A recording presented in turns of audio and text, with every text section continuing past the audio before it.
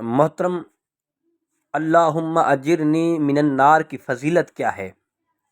اور ہم نے کسی سے سنا ہے کہ نماز فجر اور نماز مغرب کے بعد پڑھنے کی خاص فضیلت ہے۔ یہ تو مہربانی کر کے اس بارے میں شرعی حکم کے مطابق رہنمائی فرما دیں۔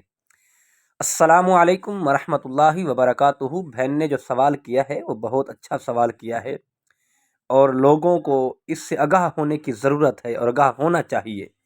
دیکھیں، نماز فجر اور نماز مغرب کے بعد پڑھنے کے لیے کریم آقا علیہ الصلاۃ والسلام نے ارشاد فرمایا کہ نماز مغرب سے فارغ ہو کر کسی سے بات کرنے سے پہلے 7 مرتبہ یہ کہو، اللہم اجرنی من النار، اے اللہ مجھے دوزخ سے محفوظ رکھو۔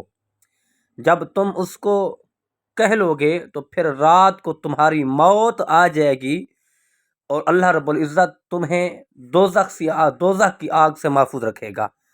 اور اگر نماز فجر کے بعد یہ کسی سے بات کرنے سے پہلے آپ نے 7 مرتبہ یہ کہہ دیا، اللہم اجرنی من النار، اللہم اجرنی من النار، یہ وظیفہ اپنی زندگی میں اگر آپ نے اپنا لیا اور مغرب سے پہلے سارا دن آپ کو موت آ گئی تو کریم آقا علیہ الصلوۃ والسلام نے فرمایا کہ تم دوزخ کی آگ سے محفوظ رہو گے۔ اور ہمیں ایسے وظائف پڑھنے کی اللہ ہمت دے اور کملی والے آقا علیہ الصلوۃ والسلام کی سنت اور فرمان پر عمل کرنے کی توفیق عطا فرمائے، بجاہ النبی الکریم۔